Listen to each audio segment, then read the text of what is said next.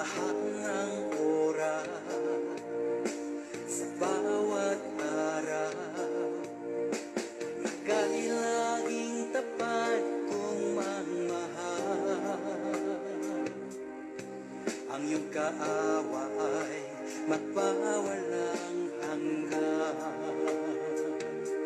Pinupuri, sinasamba kita, dakilang Diyos at Panginoon. Tunay na ang ika'y walang katulad, tunay na ang ika'y di magpapagod. Mabuti ang Diyos na sa atin nagmamahal.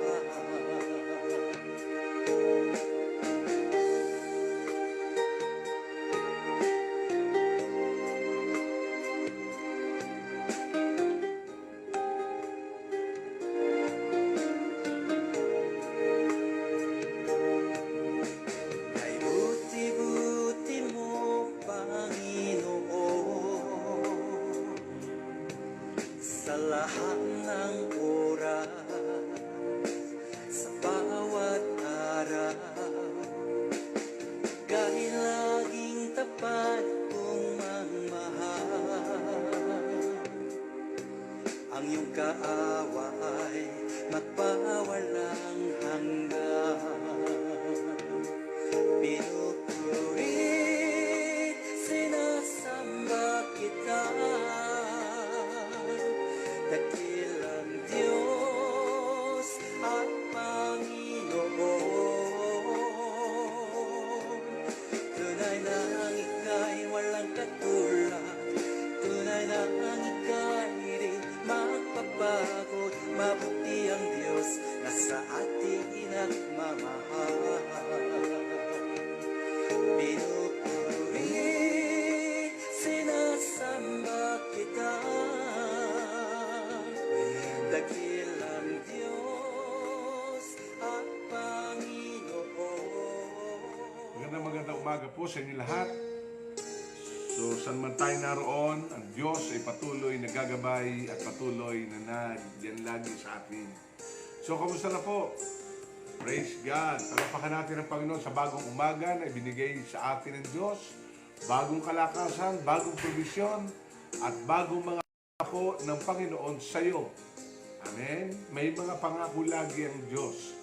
At kailangan po natin araw-araw ay patuloy na i-claim at magpasalamat sa ating Diyos na buhay. Amen? So ito nga pala po si Pastor Jimmy, evangelista, na tayo po ay nagsasama-sama tuwing Martes, Huwebes sa ating pong pananalangin at pagbubulay. Ano man ang inyong mga kahilingan, ay pwede kayo mag-send personally ng prayer request. At tayo nagpapasalamat sapagkat maraming mga kapatirang kaibigan natin na nanunood na nagte-testify, praise God, at meron pong mag-asawa sa Amerika dahil sila po ay frontline, ay na-diagnose at sila ay positibo sa COVID. So nag-message sa akin at ipinag-pray natin yon kasi meron po tayong grupo o Ministry of Prayer here, no? Marami po nagdarasal, nananalangin at inuusal ang inyong mga pangalan. Kaya, praise God, kahapon ay nag-message. Ang sabi po nung ating kaibigan, salamat po, Pastor, sapagkat yung ating request na prayer ay sinagot ng Panginoon. No? Nagdaan sila sa tines po sila, sinwab test, at praise God, ay recovered and negative now. Amen? Palapakan natin ang Panginoon. Kaya, ang Diyos ay dumidinig po sa ating mga dasal at panalangin. Kaya, huwag po kayo mahiya. Tayo manalangin. Dakilang Diyos, maraming salamat, Panginoon, sa umagang ito. Muli, patuloy kaming nananampalataya na may bagong bagay kang gagawin, o Diyos, sa bawat isa. Dalangin ko, Panginoon, ang iyong patnubay, iyong kasagutan, o Diyos. Salamat, Panginoon. Humihingi kami ng anumang kapatawaran sa aming pong nagawang kasalanan. Anuman na nakita mo O Diyos, patawarin ang bawat isa at ngayon pong umaga. Lord, aming idinideklara, your love, your grace is always there, O God. Abutin mo, Panginoon, at sino mang nanonood. Abutin mo, Panginoon, at patuloy na dinideklara namin ang kasagutan sa kanilang mga panalangin. Sino man ang nasa balindang karamdaman, sino man, Panginoon, ang malayo sa pamilya, o Diyos, dalangin ko, Panginoon, patuloy mong ingatan at patuloy mong pagpalain ang bawat isa. Gabayan mo, Panginoon. Kami naniniwala, Ikaw ang Diyos na sumasagot sa bawat panalangin ng bawat isa.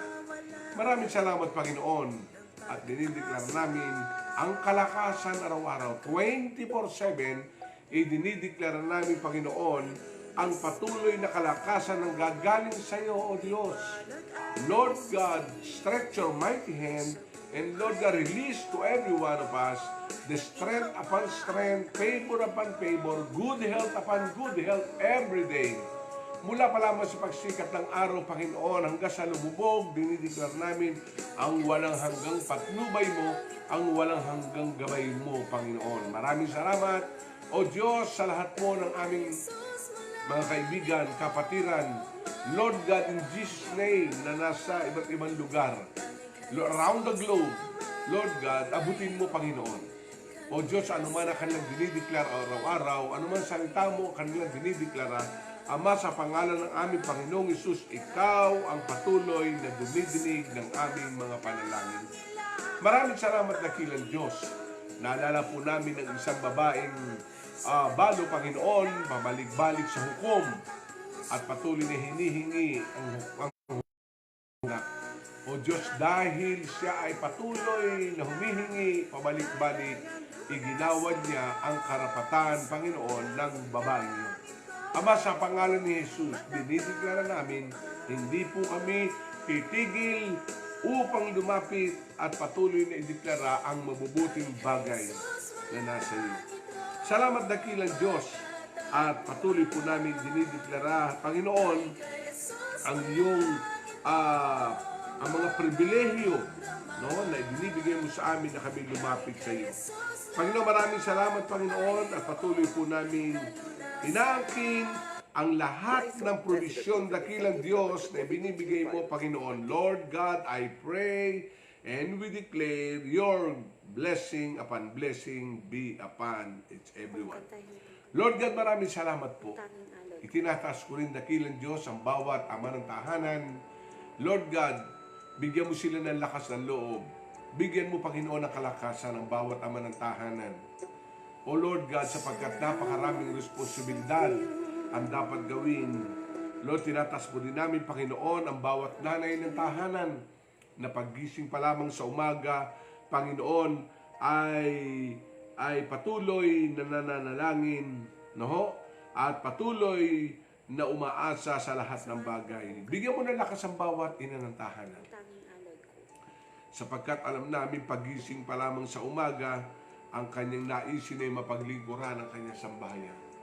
Pagpalain mo. Lord God, tinatas din namin sa mga guro na ngayon ay nasa adjustment period na kung saan ay ginagawa nila ang kanilang katungkulan bagamat nahihirapan sila sa online and transition ng kanilang study. Tinatas namin ang mga estudyante, ang mga kabataan. Lord God, maraming salamat. Anuman ang nagaganap na pagbabago sa daigdig na ito, sa iba't ibang larangan, sa hanap buhay, sa pag-aaral, maging sa communication, itinataas ko sa iyo, O Diyos, ang lahat ng pagbabagong ito. Ikaw ang nagsabi, Panginoon, that all things work together for good to them who love God. Pinaglalakip-lakip mo. Lord, ang dalangin ko, O Diyos, ang kalakasan, ang iyong pangusap at pagkalinga sa bawat isa. Salamat, Panginoon, at sa lahat ng nag-send ng mga prayer requests at patuloy nakaranas ng kasagutan. Lord, senyohan mo ito na banal mong dugo. Ang dakilang Diyos, patuloy naming inaangkin lagi na ikay dumidinig sa aming mga panalangin. Salamat, Panginoon. Ito ang aming dalangin sa pangalan ng Panginoong Yesus. Amen, amen, amen, amen. So praise God, no? Alam niyo, bawat umaga, katulad ng sinabi ko, titingnan natin ang 10 daliri natin. No, sa umaga, pagising natin, isa-isahin natin ang ating ipapasalamat. Lord, salamat. Ayan. Ito, ipagpasalamat natin, malalapit sa puso natin. Ayan. Yan, malalapit sa puso, ipagpasalamat mo. Then, ikalawa, ipasalamat natin ang mga nagtuturo sa bawat isa. Amen? Praise God. So, may mga meaning daw ito, mga daliri nito eh. No? Kaya, ito, yan. Ito. Palasing-singan. So, ipagpasalamat natin ang ating mga asawa, ating mga anak, ang mga namumuhay sa mga middle o anumang kalalagayan. Wala tayong tigil sa pasalamat. Magpasalamat ka lagi. No? At ako'y naniniwala, habang kinagpapasalamat, sinasagot ng Diyos ang lahat ng bagay na kailangan. O maging hindi mo para tatanggap ang iyong prayer request, ipagpasalamat mo na. Amen? Ipagpasalamat mo na. Dahil ang Diyos ay dumidinig talaga.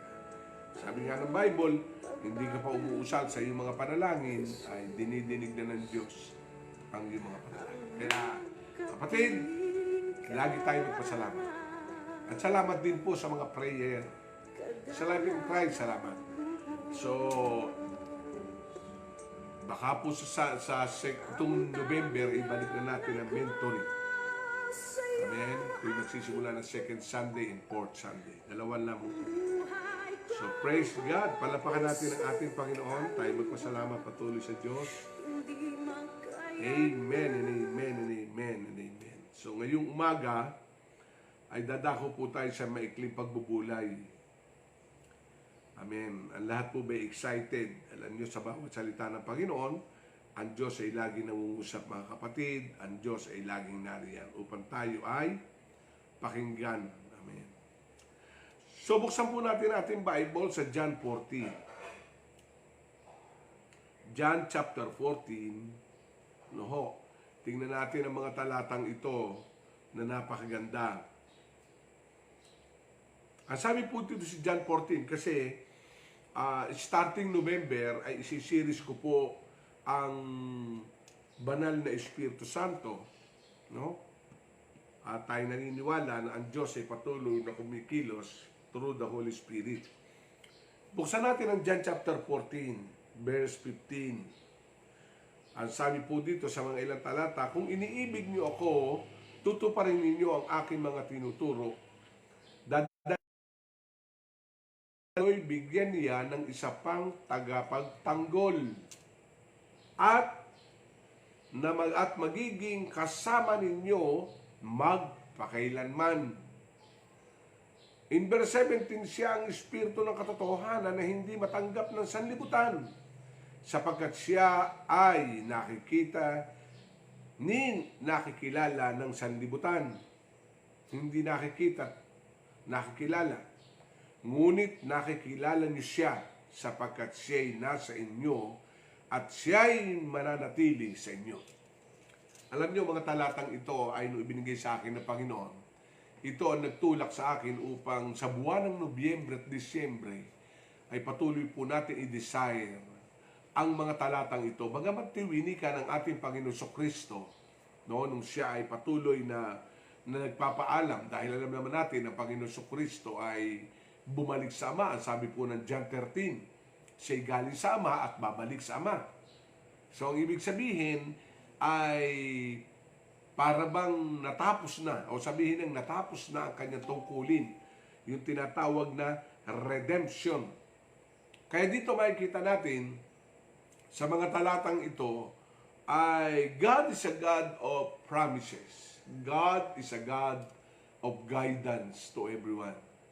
Matapos tayo iligtas ng ating Panginoong Kristo, imagine, magpapadala siya ng advocate. Sabihin nga natin, advocate. Ang ibig sabihin ay tagapagtanggol na magiging kasama ninyo magpakailanman.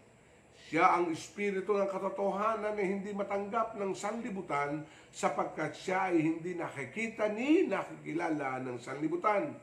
Ngunit nakikilala niyo siya sapagkat siya ay nasa inyo. Kaya mga kapatid, no, saan man tayo naroon, ang objectives ng exhortation ito ay upang i-acknowledge natin ang ikatlong persona ng Diyos. Ito ay ang banal na Espiritu Santo. Umalis ang Panginoong Hesukristo, pero ang sabi ng Bible, sa verse 18, hindi ko kayo iiwanang nangungulila. Babalik ako sa inyo.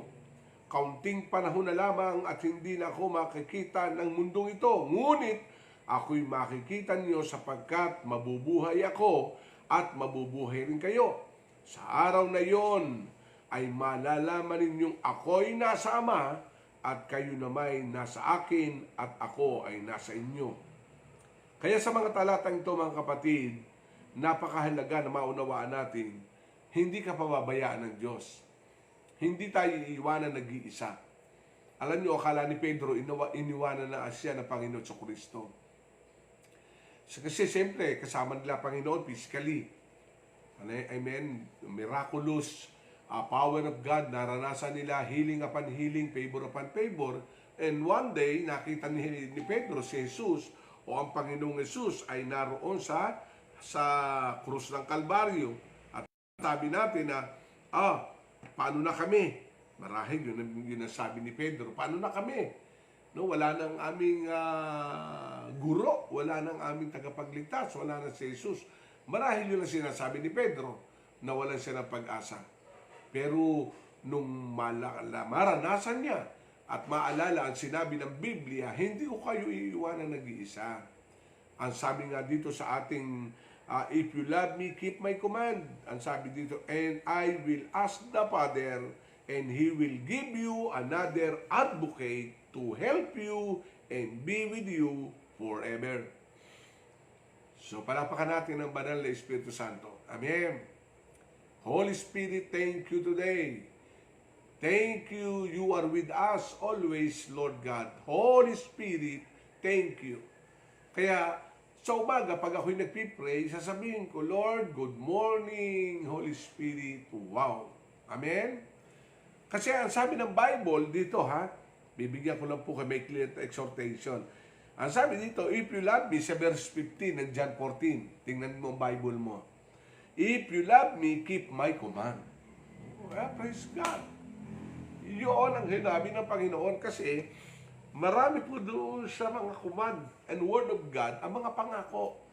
Kaya keep, alagaan nyo, bantayan ninyo ang aking salita. Keep my command. Kasi alam nyo, kung tayo lang masipag magbabasa ng Bible, ay maraming i-remind ang Panginoon na mga talata na ibinigay niya at ipinangako sa kanyang mga salita. Kaya unang-unang instruction ng Panginoon sa Kristo sa mga disipulo sa chapter 14, verse 15, if you love me, keep my command. Kita nyo? Kung mahal mo ako, ay alagaan mo o bantayan mo ang aking mga pinag-uutos. Kaya ang sabi dito, because we love God, ang sabi dito, the love, cares of God, loving favor, the gracious power of God is always with us. Kaya ito lang naman ang hiling ng Panginoon, ito mahalin mo siya. Alagaan mo ang kanyang mga utos. Yan lang naman Kasi aalagaan ka ni Lord, aalagaan tayo ni Lord, di ba? So everybody, tayo inaalagaan ng Panginoon, biro mo, malayo ka sa pamilya mo, amen? Malayo din sa iyo ang pamilya mo, pero dahil may banal na Espiritu Santo na nag-aalaga, huwag kang mag-alala. In the absence of our attention is to be present. Naandyan ang presensya ng Panginoon. God is always there for them. Katulad ko, malayo ako sa aking mga anak. Ang mga anak ko ay milya-milya ang layo sa akin. Dalawa yon. Pero, praise God, I am stable, I have peace, I have joy in my heart. Why? Because the Holy Spirit will guide them. The Holy Spirit is the advocate of my kids. Amen. Meron pong tagapagtanggol. Kaya may tagapagtanggol tayo. Amen? Saan? Sa lahat ng evil forces. Kaya dito, ang unang-unang pundasyon, mga kapatid, ng galaw ng Santong Espiritu, you need to love and keep His command. That is very basic. Mahalin mo lamang. Bibigyan mo ng oras, lagi mo siyang tatawagin. Ako, pag ako'y nagpipreach, alam niyo, kahit ako ang tagal ng pastor, abay nakakaranas ka rin minsan ng nervyos. Oo. Kasi yan ang common response ng ating sarili, ng ating emosyon, lalo-lalo na pag maraming tao. Naalala ko po nung nagsalita, 1,000 tao, no? Hindi ko, pero sabi ko lagi, Lord, Holy Spirit, move us. Holy Spirit, Holy Spirit, Holy Spirit. Amen. Kaya sa iyo, kung ikay nagtatrabaho, ask the Holy Spirit. Kung ikay nag-aaral, ask the Holy Spirit. Kung sa kapupunta, ask the Holy Spirit. The Holy Spirit will guide us. Advocate, your advocate. Sa Tagalog, tagapagtanggol. Amen? Huwag mo ipagtatanggol ang sarili mo. Let the Holy Spirit fighting for you. He is our advocate. Ano man ang sinasabi ng mga kaibigan mo, ano man sinasabi ng mga naiinggit sa iyo. Amen. Ipag-pray mo na lang, Lord, gabayan mo sila, Holy Spirit. Amen. At ang Holy Spirit is your advocate. Ipagtatanggol ka niya. Sa kaaway, sa lahat ng anumang gustong gapiin ka. Amen. He is your advocate. Then, ang sabi dito, not only He is our advocate, ang sabi ng verse 16, I will ask the Father. Biro mo si Jesus ang nagsabi dito sa kakausapin niya ang Ama. As I ask the Father, sabihin natin, ask the Father. Kaya dito natin makikita na meron pong Trinity, bagamat wala pong Trinidad na sinasabi. Dito makikita natin, may Ama, may Anak, may Santong Espiritu. Sa verse 16. Anong sabi ng verse 16 ng John 14? I ask the Father, and who is asking? Jesus. He asked the Father, and He will give you another advocate to help you and be with you. Sino yun? Ang Holy Spirit, the advocate, and to be with you. So, Jesus Christ asked the Father to give us advocate, the Holy Spirit, the one who help you. Kaya hindi po ipinadala ang Santong Espiritu na gano'n na lang. Meron po siyang ministry na gagawin sa mga iniligtas ng Panginoon. Amen. At ang unang-una dito makikita natin from this verse, the Holy Spirit is your advocate. The Holy Spirit is your helper. The Holy Spirit is our guide. Amen. Kaya ask the Holy Spirit every day, in Jesus' name. Kaya hindi naman binabaliwala ang Santong Espiritu. Amen. Hindi natin di babaliwalain ang anak. Dahil ito ay magkakatuwang sa pagmiministry at paggawa sa atin. You ask the Father in Jesus' name, and the Holy Spirit is your advocate and helper. Amen po ba? Amen. So palapakan natin ang ating Panginoon. Kaya din sa mga talatang ito, He is our advocate from the devil forces. He guide us to help, no? Because we are limited being. So, we need the Holy Spirit to guide us and to help. May mga bagay kasi as a human, hindi mo kaya. But, thanks God, the Holy Spirit is our advocate and helper. Minsan nga sa isang seminar, may nagtanong sa akin, Pastor, ano ba ang higit na magagawa ng Holy Spirit? Ano ba? Ganito kailangan natin. May nagtanong sa akin yan. Sabi ko ito, ang sabi na Acts chapter 1 verse 8, when the Holy Spirit is come, He will guide, He will give you ability, power, ang sabi ng Bible.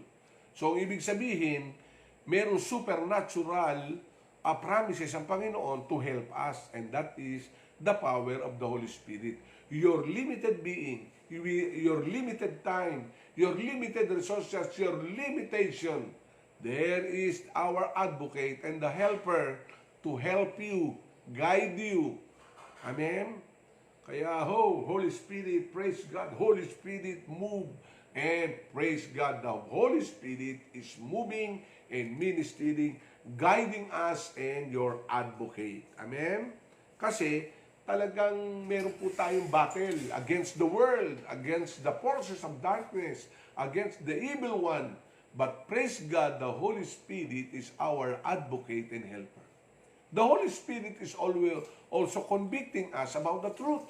The Holy Spirit is there, no? Kaya sabi dito sa verse 17, the Spirit of truth, the world cannot accept Him because neither sees Him nor know Him. Kaya maraming tao hindi nakakilala Holy Spirit. Bakit? Hindi naman nakilala yon. Kaya tayo mga kapatid, napakahalaga to acknowledge the Holy Spirit in our day-to-day living. Sa araw-araw nating pamumuhay as the Holy Spirit. Amen? Kailangan natin yun. Kasi bakit? We are limited. Alam nyo kaya tayo napapagod, kaya tayo nagsasawa, nai-stress, kasi you do it alone. No, you do it. You do it. You do it. Kaya sabi ng Bible, ask the Holy Spirit. And the Holy Spirit will give us strength, guidance, advocate. Kaya ang objective ng teaching na ito is for us to be aware. And you need to know there is a promise of God to be our advocate, helper. Amen. Kaya in my closing, ano sabi dito ng Bible sa Galatians chapter 5 verse 15, for the blessed desire what is contrary to the Spirit, and the Spirit what is contrary to the flesh. They are conflict with each other, so that you are not to do whatever you want. Kaya dito mga kapatid ay meron tayong flesh is contrary to the Spirit, and the Spirit is contrary to the flesh. Kaya ang sabi ng Bible, we must walking in the Spirit, live in the Spirit. Kaya sabi nga dito sa Galatians 5:17, kaya hindi nyo magawa ang nais nyo gawin. Kasi bakit? Ang flesh ang nangunguna. Kaya sa atin, bilang tayo ay patuloy na naghihintay ng kanyang pagbabalik. Sa mga nangyayaring ito, mayroong isang nangako, ang Panginoong Hesus na ipinadala niya ang kanyang advocate, ang tagapagtanggol mo, ang gagayad sa atin sa araw-araw. Amen? Kaya magtiwala tayo sa ating Diyos na buhay at ang Diyos ay gagawa ng bagong bagay sa bawat isa sa atin. Amen? Kaya napakahalaga yun mga kapatid. Napakahalaga ang presensya ng ating Panginoon. Siya lamang talaga ang makagagawa ng ating hindi kayang gawin.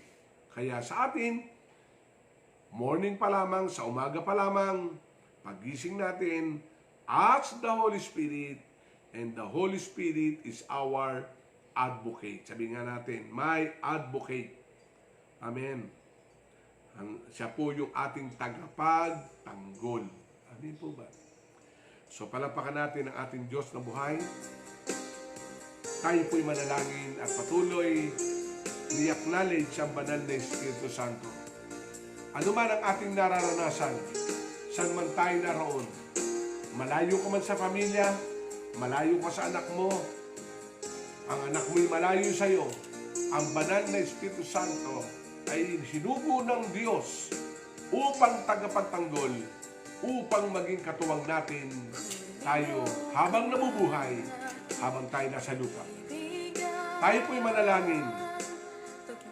Dakilang Diyos, sa pangalan ng Panginoong Hesus, kami lumalapit sa iyo. Katulad po ng amin pong napag-usapan at narinig, hindi mo kami iiwang nag-iisa. Kaya isinugo mo ang Santong Espiritu upang kami ay patuloy na gabayan, alalayan, ipagtanggol. San man naroon ang iyong mga anak, ang dalangin ko, Panginoon, ay patuloy mong gabayan. Abutin mo, akapin mo, gabayan mo ang bawat isa. At kami naniniwala, ikaw ang Diyos na laging nasa amin. Ikaw ang nagsabi, Panginoon, the Holy Spirit is in us and remaining in us. Kaya I pray, Lord God, let the embracing power of the Holy Spirit be with you. Ang akap ng Santong Espiritu ang comfort ng Santong Espiritu, ang guidance ng Santong Espiritu ay mararanasan mo araw-araw. Saan ka man naroon? Huwag ka mag-alala. Katulad ko po, no? Hindi ako nag-aalala sa aking mga anak, sa lahat. Dahil may Diyos, ang Santong Espiritu, na magtatanggol at gagabay sa bawat isa. Salamat, Panginoon. And I declare it every day. Amen? Patuloy tayong magdeklara araw-araw pagising natin sa umaga. Holy Spirit, move. Hallelujah, you are my advocate. You are my guidance and counselor. You guide me into all truth. Hallelujah. Amen? So, i-claim po natin yan. Muli, ito po si Pastor Jimmy, evangelista, na nagsasabi, life is amazing. Winning is our calling. Amen. Magtatagumpay tayo. Amen. God bless you all. Humigo ka man aking kaibigan, tagbo ng buhay mo'y may kahirapan. Mayroong isang nagmamahal sa'yo. Ilapit mo lamang ang puso mo. Huwag kang mawawalan ng pag-asa. Ang kalungkutang nadarmay may lunas pa. Liwanag ay sisikat din sa buhay mo. Kaginhawaan ay iyong matatamo.